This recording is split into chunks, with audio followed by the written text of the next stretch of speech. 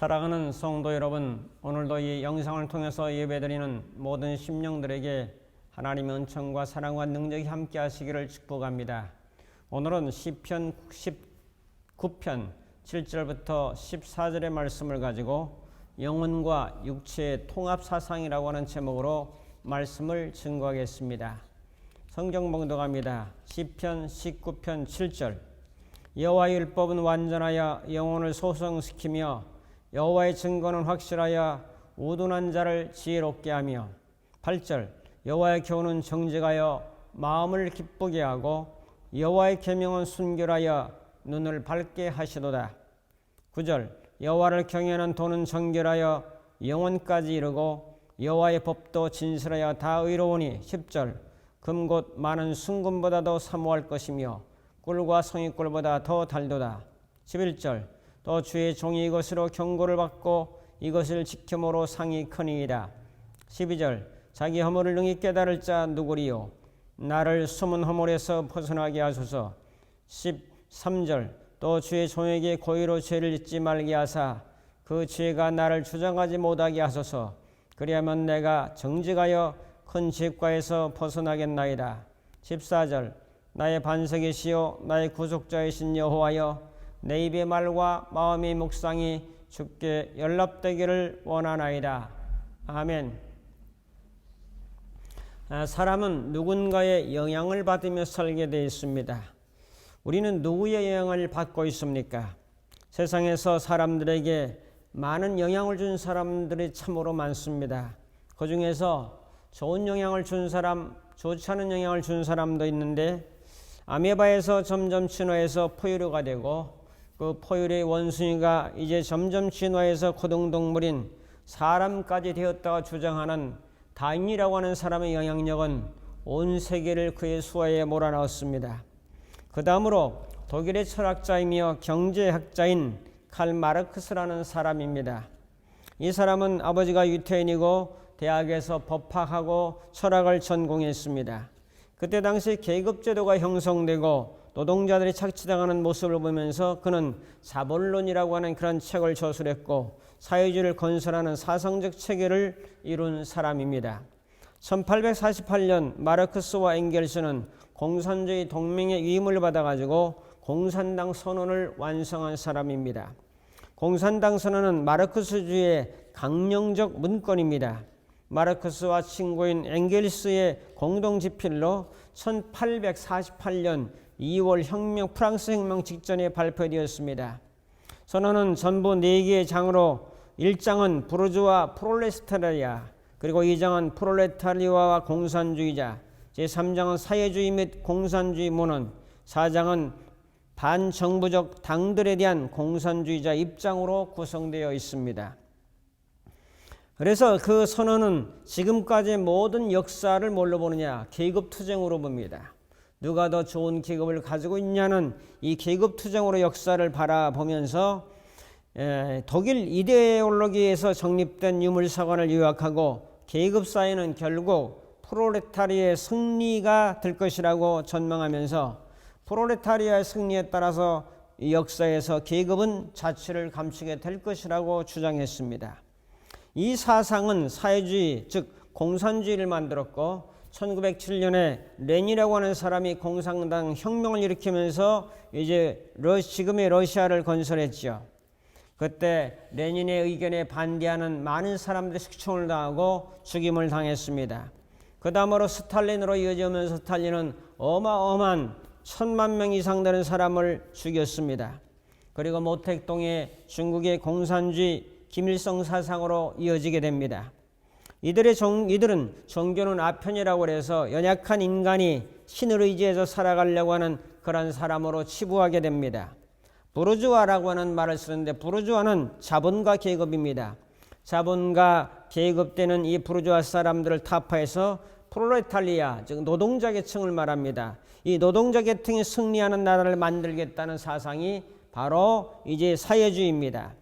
그러나 순수했던 마르크스, 처음에는 그 사람 사상은 순수했어요.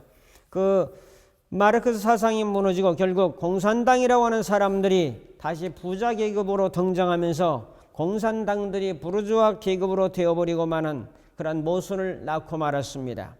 모든 운동권과 진보적인 사상을 가진 자들은 모두 이런 혁명적 사상에 기본을 두고 있다 해도 과언이 아닙니다.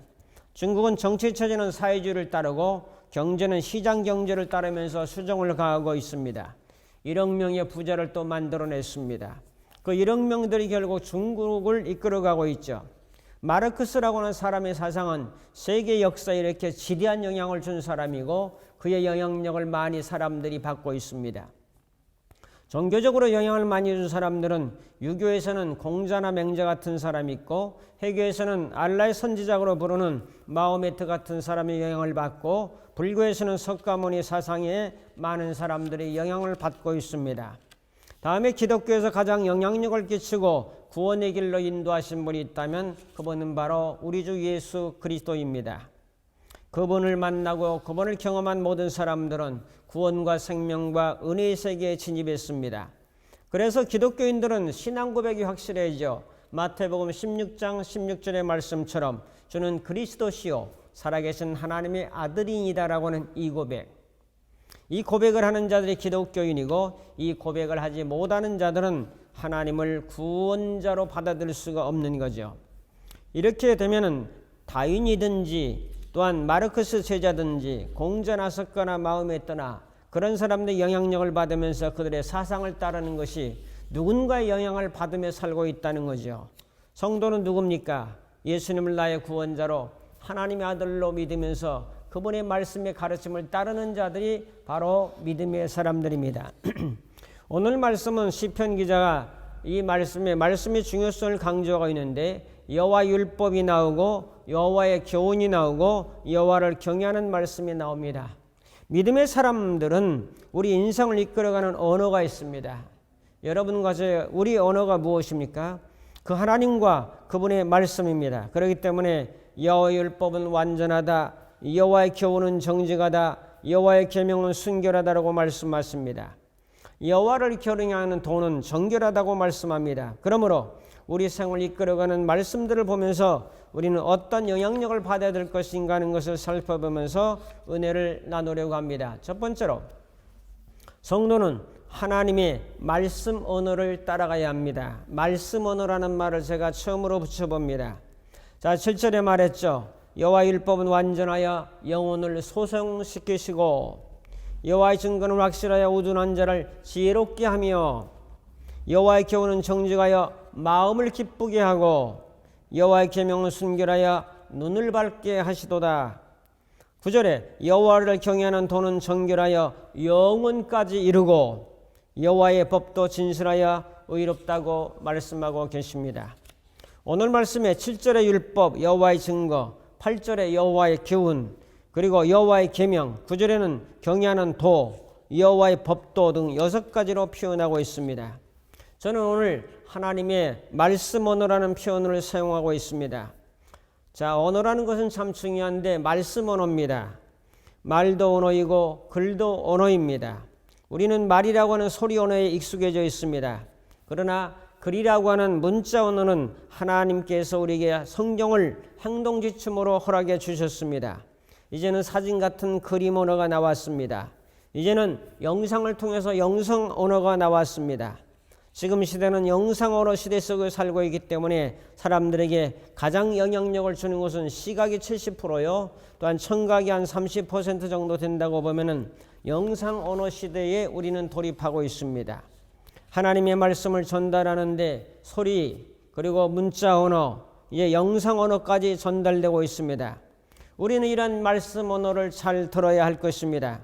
때로는 소리를 통해서 듣고 때로는 문자인 글을 통해서 듣고 때로는 영상을 통해서 듣기도 하고 몸의 오감을 통해서 이제 귀의 언어도 또한 냄새를 통해서도 언어를 들어야 되고 우리가 만지는 모든 사물의 촉각을 통해서도 언어를 들어야 됩니다. 또한 맛이라고 하는 미각 언어나 후각 언어까지 우리는 넓은 면에서 깨달아 보면서 항상 언어를 통해서 뭔가 깨닫고 배우고 해나가야 된다는 거죠. 자연에서 들려오는 언어를 자연 언어라고 말합니다.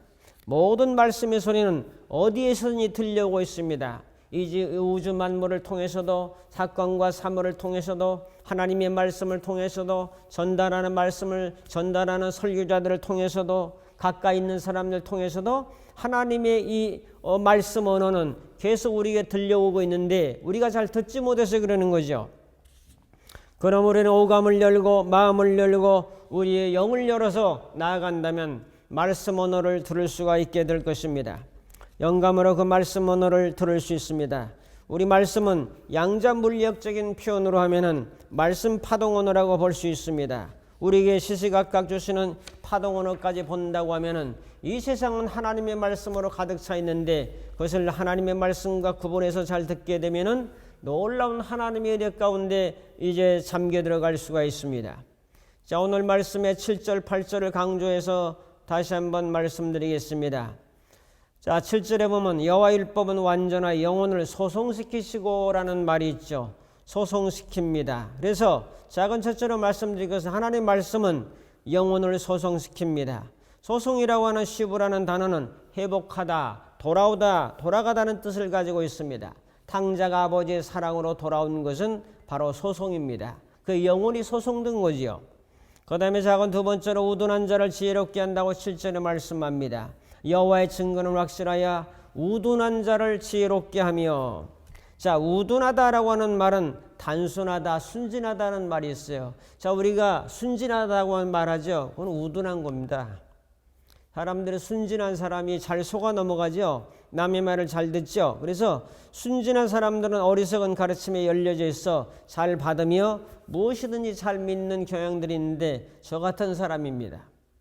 잠언 14장 15절에 어리석은 사람은 온갖 일을 믿으나 슬기로운 자는 자기의 행동을 삼가느니라. 그러니까 순진한 사람들은 그냥 잘 믿어 뭐든지 남의 말씀을 잘 믿어야 되는데 다른 사람 말 또 뭐 사기꾼 별로 좋지 않은 게임들을 잘 믿다 보니까 순진하다는 얘기를 듣는데 그것이 별로 좋은 단어가 아닌 것을 성경은 말씀하고 있어요.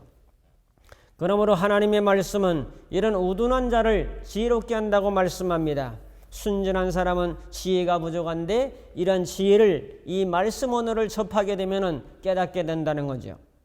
그 다음에 작은 세 번째로 마음을 기쁘게 한다고 8절에 말씀합니다. 여호와의 교훈은 정직하여 마음을 기쁘게 하고 라고 말씀하죠. 기쁘게 하다라고 하는 말은 기뻐하다, 즐거워하다 그런 말이거든요. 내가 기뻐하고 내가 즐거워하는 것입니다. 여러 이유와 여러 대상들과 사람을 즐겁게 하는 것입니다. 예를 들면 기름이나 향 같은 것, 친절한 말, 또 지혜로운 자녀를 둘 때, 사랑하는 자를 만나는 것, 구원의 감격, 의인의 증가 이런 것은 원래 원어적으로 내가 기뻐하고 즐거워할 수 있는 거죠. 즐거움은 나의 선택입니다.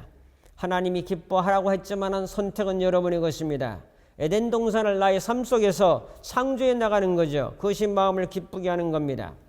그 다음에 작은 네 번째로 눈을 밝게 합니다. 8절에 보면 밝게 한다는 말이 있는데 여호와의 계명은 순결하여 눈을 밝게 하도다. 근데 이 밝게 한다는 그 히브리 말에 오르라는 뜻이에요. 오르. 자, 우리 오르라고 하는 말을 많이 쓰죠. 밝아지는 거예요, 눈이. 그래서 이 밝게 하다는 것은 빛을 주다, 빛나다, 비추다 이런 여러 가지 뜻이 있습니다. 누가? 하나님의 말씀이. 말씀 언어를 잘 깨닫고 접하면 그렇게 되는 거죠. 그 다음에 작은 다섯 번째로 영혼까지 이르게 합니다. 9절에 보면 그런 말씀이 있죠. 영혼까지 이르게 한다라고 말씀합니다. 자, 영혼이라고 하는 말은 영속, 계속되는 미래의 뜻을 가지고 있습니다. 하나님도 영원하죠. 하나님의 나라도 영원하죠. 우리도 영생을 얻었죠. 그게 바로 영혼까지 이르게 한다는 거죠. 자, 이걸 종합해 보면요. 말씀 언어를 기억하십시오. 말씀 언어가 육신을 입고 오신 분이 예수님이요. 이 말씀 언어가 선포되어서 이제 빛이 있으라 천지를 창조하시라고 할 때에 이 말씀이 우주 만물에 나타나는 것이 바로 창조입니다. 이 말씀 언어가 사람 속에 들어오면 변화가 일어납니다. 이 말씀이 미래 세계를 통해 역사하게 되면 그것이 미래 신천 신지의 그 새하늘과 새 땅의 천국이 되는 겁니다. 그러니까 말씀 언어가 어디에 나타나느냐? 나에게 나타나느냐? 현실에 나타나느냐? 이 우주 만물의 세계에 나타나느냐? 미래의 세계에 나타나느냐? 예수님에게 나타나에 따라서 결과가 엄청 달라지는데 모든 보이는 현상은 다 말씀 문화가 어떻게 나타나는가의 결과에 따라서 드러나게 되는 거죠. 자, 큰 두 번째로 세상의 사상을 배격해야 한다고 말씀드립니다. 좀 생뚱맞을는지 모르겠지만 제가 이 말씀을 드리는 것은 마르크스 얘기하는 것은 그들은 영혼을 인정하지 않았잖아요. 하나님과 신과 영을 인정하지 않잖아요. 거기에 대한 대치되는 말씀으로 지금 드리는 거예요. 자, 우리는 유물론 사상을 배격합시다. 유물론이라고 하는 것은 이 모든 세계는 물질이 1차적이고 그 다음에 정신은 2차적이라는 철학설이 바로 유물론입니다. 자, 물질이라고 하는 것은 신에 의해 창조된 것이 아니고 물질 자체로 존재한다는 사상입니다. 그러므로 창조론을 부정하지요. 자, 인간은 창조된 이유에 질리고 스스로 창조 여부에 대해서 많은 질문을 맞닥뜨렸습니다. 유대교나 기독교나 또 이슬람교 신자들은 전통적으로 창조론을 지지하지만은 이 마르크스의 유물론은 창조론을 부정하는 사람들이라고요. 그래서 우리가 기독교인들이 어떤 이 사회주의 사상이 어떤 것을 알고 그걸 선택을 해야 되는 거죠. 성경을 따르는 사람이라면 성경에서 말씀하시는 영혼을 인정하고 받아들여야 되는 거 아니겠습니까? 자, 마르크스적 생화학자인 오파리는 말하기를 생명이란 세상의 모든 물체와 마찬가지로 물질이다 그랬어요. 이 정신의 세계도 물질로 보는 거예요. 그러니까 영의 이 우리 마음의 고귀한 고결성을 인정하지 않는 거죠. 인간의 생명 자체는 물질로 보는 거죠. 대부분의 유물론자들은 생명력이 물리학적인 분리법과 계기로 측정할 수 없다는 이유로 아리스토텔레스나 이런 사람들의 생기설을 부정합니다. 인간을 물질적인 존재로 보는 관점은 유물론 사상이라고요. 마르크스 사상이라고요. 우리는 누구의 가르침을 따릅니까? 말씀 언어를 따르지 않습니까? 이 유물론의 입장을 따르는 자들이 바로 마르크스를 신봉하는 사회주의자들이요, 그것이 공산주의자들입니다. 그렇기 때문에 그들은 혁명 방법은 피를 부르고 사람을 하나님의 형상을 닮은 존재로 보지 않고 짐승과 다를 바 없는 고등동물로 보기 때문에 그렇게 많은 사람을 죽이고도 끔찍도 안 합니다. 아프가니스탄 같은 경우에는 두 정파가 있습니다. 하나는 시아파가 있고 하나는 수니파가 있는데, 수니파의 교리는 그 수니파에 복종하지 않는 모든 사람들은 복종하지 않는 사람을 죽이라 하는 것이 교리입니다. 그렇기 때문에 그 사람들은 무차별하게 탈레반의 세력이라든지 IS 세력들이 바로 사람들을 무참히 죽여나가는 것은 하나님께 순종하는 것이 아니라 그들이 섬기는 신에게 대한 충성입니다. 잘못된 교리는 이와 같이 많은 사람들을 죽음으로 몰아넣고 있습니다. 자, 그러므로 기독교의 존립은 자유주의 체제에서만 가능합니다. 사회주의 체계, 공산주의 체계, 신을 인정하지 아니하고 영혼을 인정하지 아니하고 정신도 물질로 보는 그런 유물론적인 방법에서는 기독교를 인정할 수가 없는 거죠. 기독교나 모든 종교는 박멸될 수밖에 없는 것이 그들의 유물론입니다. 북한도 박멸되었고 중국도 많이 박멸되고 한국도 공산주의제로 바뀐다면 인적 청산으로 피비린내나는 숙청의 바람이 불어올 것은 뻔한 거고 예수 믿는 사람들은 제일 먼저 죽음 앞에 서야 될 것입니다. 공산주의 유물론 주사파 사상에는 가족도 친구도 혈연도 없습니다. 이 모든 것 위에 주사파 사상이 최고입니다. 주사파는 김일성의 주체사상을 지도인형과 행동 지침으로 내세웠기 때문에 주사파라고 하는 말을 쓰고 있습니다. 1인 독재로 김일성 또 김정일, 김정은이 마음대로 인민을 처단하는 그런 것으로 살고 있습니다. 이것은 육체의 싸움이 아니라 그 속에 주사파 사단의 사상이 자리 잡고 있다는 사실을 믿음의 사람들은 알아야 됩니다. 하나님의 은혜와 사랑을 받은 기독교인들이, 권능과 은혜를 받은 사람들이 주사파 사상을 가진 자들에게 패배하는 것은 있을 수도 없는 것입니다. 기도하고 하나님의 교회를 대적하는 이 무리들을 더 이상 진행하지 못하도록 영적 전쟁을 위해서, 승리를 위해서 함께 손잡고 행동해야 될 것입니다. 그 다음에 유물론은 아니지만 유심론을 알아야 됩니다. 유심이다. 심. 자, 심은 심장의 모양이고 심은 중심으로 의미합니다. 심은 센터요, 코어요, 볼펜 심과 같습니다. 심은 의사결정을 일어나는 부분입니다. 더 나가서 유심론의 심은 영을, 스피리트, 영을 말하는 것이고, 이 영혼은 스프레이에서 나왔는데, 이 스프레이라고 하는 말은 숨을 쉬다, 호흡하다, 살아있다, 생기를 코에 불어넣었잖아요. 그런 의미입니다. 유심론은 우주를 하나의 거대한 뇌로 보고 있어요. 의사결정이 외부에서 오는 것인가 내부에서 나오는 것인가, 유심론은 의사결정을 내부에서 나온다라고 말하죠. 불교나 중국의 주자학이나 양명학, 플라톤, 스콜라처락, 라이프니츠, 헤겔 이런 모든 사람들은 거의 유심론을 지지하고 있습니다. 칸트 같은 사람은 영혼 불멸설까지 주장하고 나섰습니다. 성도 여러분, 우리는 무엇을 따라야 됩니까? 족구합니다. 세상에 유물론, 유심론, 철학적 논쟁이 많습니다. 그러나 우리는 성경을 따르는 자들입니다. 모든 성경은 우주 만물의 출발점을 하나님으로 보고 있고 창조라고 말씀하고 있습니다. 보이지 않는 세계를 영의 세계라고 말하고 보이는 세계를 물질의 세계라고 말합니다. 보이지 않는 영의 세계에서 보이는 세계가 나왔다고 말씀합니다. 그러므로 세계를 나누면 영의 세계와 물질적인 세계로 나눌 수 있고 비현상적인 세계와 현상적 세계로 나눌 수 있습니다. 이 둘을 하나로 봐야 되죠. 하나로. 보이지 않는 하나님이 보이는 세계를 만들었기 때문에 따로따로 떨어져 싸우는 것이 아니고 한 하나님으로부터 보이지 않는 세계와 보이는 세계가 나온 거죠. 이거는 다 통합해야 될 거죠. 결단합니다. 기독교는 영혼의 세계와 육체의 세계를 하나로 보는 관점을 가지고 영과 정신과 또한 몸의 일치를 가져와 합치돼야죠. 연합해야죠. 그래서 이런 신앙과 믿음을 가지고 한국 기독교와 우리의 가정과 심령들이 다 되어야 될 줄로 믿습니다. 둘은 천국이 아닙니다. 천국은 하나밖에 없어요. 사랑과 미움이 없어요. 사랑만 있습니다. 슬픔과 기쁨이 없고 기쁨만 있습니다. 질병과 건강 둘이 공존하는 게 아니에요. 건강만 있죠. 마귀와 하나님이 있는 것이 아니라 하나님만 계시죠. 물질과 영이 있는 것이라 변화된 신령체인 새하늘과 새 땅의 세계가 펼쳐지는 거죠. 성도 여러분, 우리는 하나님을 믿고 그분의 말씀을 따르고 이 물질적인 세상도 하나님이 만드신 것을 기억하고 창조론과 영적 세계에서 물질적인 세계가 나왔음을 굳게 믿고 이것을 하나님 안에서 존재하고 있음을 굳게 믿으면서 기독교 사상을 통해서 전진해서 하나님 나라를 세워 세계만방에 복음을 전파하는 귀한 주인공으로 살아갈 수 있기를 주님의 이름으로 축복합니다. 기도하겠습니다.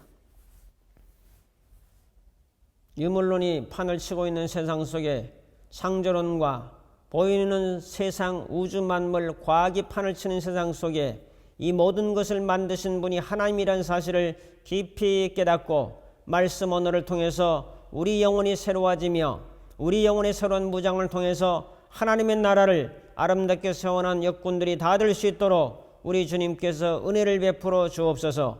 예수님의 이름으로 기도하옵나이다. 아멘. 축도합니다. 이제는 우리 주 예수 그리스도의 무한하신 은혜와 하나님 아버지의 극진하신 사랑하심과 성령님의 감화 감동 인도 충만 교통하심이 하나님의 말씀 언어를 마음에 깊이 새기며 그 말씀을 따라감으로 변화되어 하나님 나라의 초석이 되기를 결단하는 모든 심령들 머리머리 이외에 저들의 가정과 섬기는 교회와 이 나라의 민족 위에 이제부터 영원토록 함께 있을지어다. 아멘.